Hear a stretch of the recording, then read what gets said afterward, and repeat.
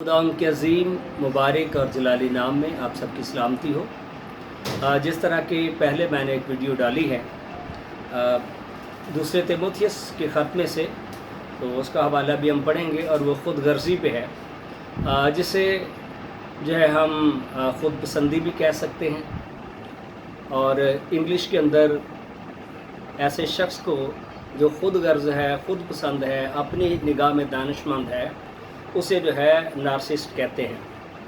और ये जो टर्म्स है इसे नार्सिसिज्म कहते हैं। हमें बाइबल मुक़द्दस में जब हम गौर करते हैं तो बहुत सारी जगह पर इस तरह के लोग हमें मिलते हैं जो नार्सिस्ट हैं। यहाँ पर हम देखते हैं जब यीशु मसीह ने आखिरी खाना शागिर्दों के साथ खाया तो वहाँ पर भी एक ऐसा शख्स था जो ख़ुद गर्ज़ है। और आज जिस बात पर हम ख़ुद गर्ज़ी में नार्सिस्ट की जो किस्म है जिस पर हम गौर करेंगे वो है धोखेबाजी। खुदा के कलाम में से मुक़द्दस मत्ती की इंजील इसका 22वां बाब और इसकी 14वीं आयत से मैं पढ़ता हूँ। जब वक्त हो गया तो वो खाना खाने बैठा और रसूल उसके साथ बैठे। उसने उनसे कहा, मुझे बड़ी आरज़ू थी कि दुख सहने से पहले ये फसा तुम्हारे साथ खाऊं, क्योंकि मैं तुमसे कहता हूँ कि उसे कभी ना खाऊंगा जब तक वो खुदा की बादशाही में पूरा ना हो।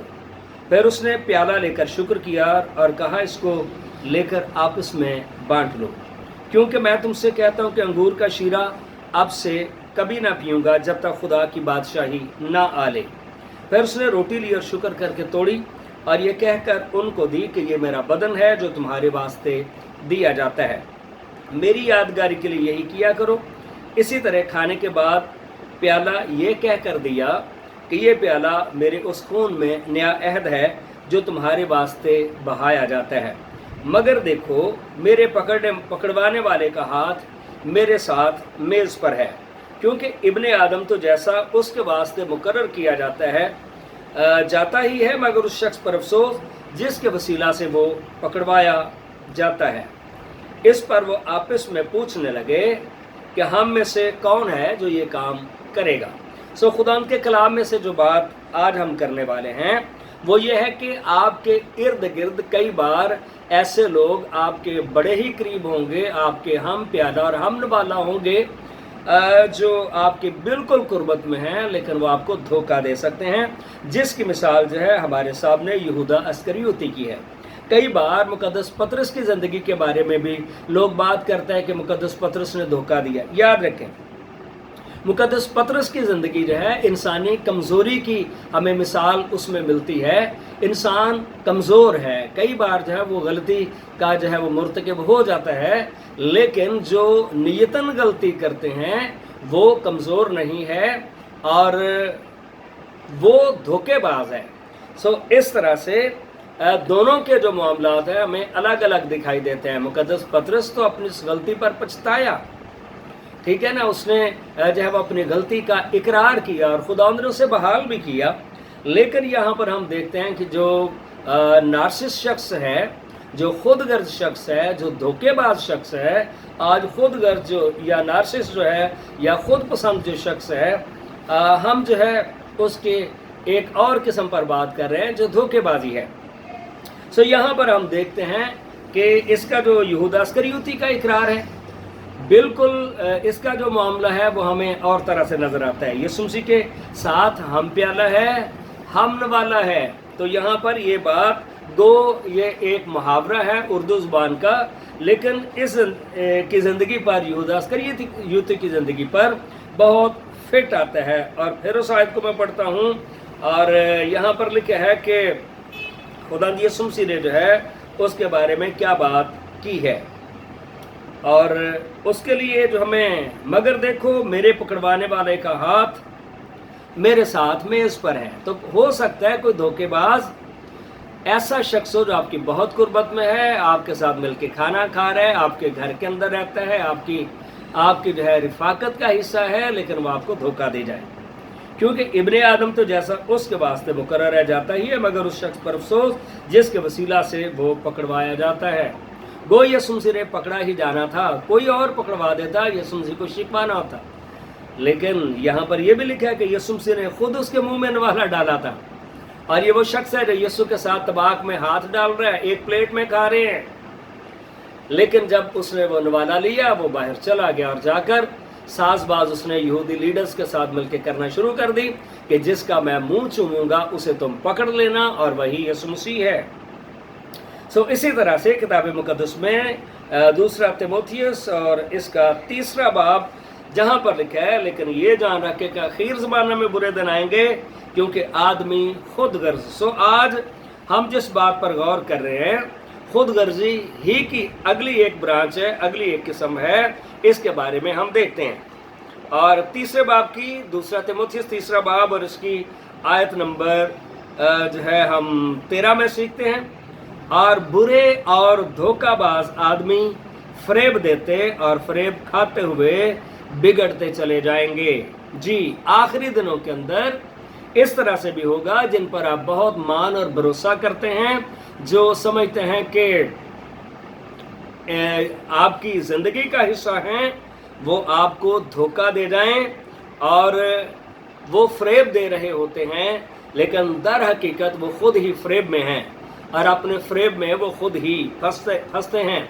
यहूदा इस्करियोती की हम बात करें तो अपने फरेब में वो खुद ही फंस गया, फिर जाकर जो है वो यहूदी लीडर्स को उनको पैसे देता है, कहता है ये वापस ले लो और मेरे खुदावंद को, मेरे उस्ताद को छोड़ दो। उन्होंने कहा ये ले जा पैसे, ये खून की कीमत है, हम नहीं रखते। बिल आखिर क्या हुआ, यहूदा इस्करियोती अपनी चालाकी के अंदर खुद ही पकड़ा गया और जाकर दरख्त पर चढ़ा, अपने गले में फंदा डाला और जो है उसने फांसी ले ली, और उसका इमाल की किताब में लिखा है गिरा और पेट फट गया। सो के बाज आदमी खुद ही अपने अंजाम को पहुंच जाता है। मगर तू उन बातों पर जो तूने सीखी थी और जिनका यकीन तुझे दिलाया गया था, ये जानकर कायम रह। जी, सो कई बार जब दूसरों से लोग धोखा खाते हैं तो वो हिम्मत हार जाते हैं, वो मायूस हो जाते हैं और वो सोचते हैं कि शख्स को मैंने अपनी कुर्बत में क्यों रहने दिया, क्यों इसकी ज़िंदगी को मैंने तामीर किया, क्यों इस पर मैंने मेहनत की। सो खुदा का कलाम कहता है कि आपको कायम रहना है, आपको हिम्मत करनी है। हो सकता है आप भी जो है किसी ऐसे शख्स का जो है वो शिकार हो जो नार्सिसिस्ट है, ठीक है, जो खुद गर्ज है, लेकिन आपने कायम रहना है कि तूने उन्हें किन लोगों से सीखा था और तू बचपन से उन पाक नविश्तों से वाकिफ है जो तुझे मसीह पर ईमान लाने से निजात हासिल करने के लिए दानाई बख्श सकते हैं। सो कौन शख्स है जो इन लोगों के शिकार से बच सकता है, जो नार्सिसिस्ट है और जो खुद गर्ज हैं और जो धोखेबाज हैं। खुदा का कलाम बताता है कि जो नविश्तों से वाकिफ हैं, जो खुदा के कलाम से आगाह हैं। कई बार लोग दूसरों को सिखाने की कोशिश करते हैं, जो धोखेबाज है। कहते हैं किताब मुकद्दस में मुआफ़ी के बारे में लिखा गया है, किताब मुकद्दस के बारे में लिखा है मोहब्बत सब कुछ सह जाती है। मोहब्बत बिल्कुल सह जाती है, मोहब्बत उनकी सहती है, ठीक है, उन बातों में हम सहेंगे जो मसीह की खातिर हम दुख उठाते हैं। लेकिन जो कोई बंदा आपको धोखा दे रहा है, आपको फरेब दे रहा है, और अगर आप सह रहे हैं तो मतलब यह है कि आप बेवकूफ़ हैं और आप खुदा के नविश्तों से वाकिफ नहीं हैं, क्योंकि खुदा के का जो कलाम और पाक नविश्ते तो इंसानों को दानिशमंद बनाते हैं। तो जो आपको धोखा दे रहा है, अगर आप बार बार उससे धोखा खाते हैं तो फिर आप बेवकूफ़ हैं, आप खुदा के कलाम से नावाकिफ हैं। जी, और लिखा है कि हर एक सहीफा जो खुदा के इल्हाम से तालीम और इल्ज़ाम और इस्लाह और रास्ताबाजी में तरबियत करने के लिए फ़ायदा मंद भी है, ताकि मर्द खुदा कामिल बने और हर एक नेक काम के लिए बिल्कुल तैयार हो जाए। तो यहाँ पर मेरे पास 2 मिसालें हैं जिनसे हम सीख सकते हैं। एक जो मिसाल है वो हम कुत्ते की मिसाल ले सकते हैं। तो जो धोखेबाज शख्स है उसकी नेचर क्या है? हाँ जी, एक कुत्ता है ना, अगर आप रोटी का नवाला उसे डालते हैं, एक दिन डालते हैं, दूसरे दिन डालते हैं, तो वो कुत्ता आपके दरवाजे से नहीं उठेगा। वो आपके दोस्त और दुश्मन जो है उसमें पहचान करेगा। अगर कोई आपका दुश्मन है तो वो आपके बदला में उससे लड़ेगा, सिर्फ इस बात पर कि आपने उसे रोटी डाली है। और दूसरी जो मेरे पास मिसाल है वो सांप की है। तो एक धोखेबाज जो शख्स है उसकी पर्सनैलिटी जो है वो किस तरह से है? تو جو نارسسسٹ ہے، ایک خود غرض ہے، ایک دھوکے باز ہے، اس کی نیچر جو ہے وہ کیا ہے؟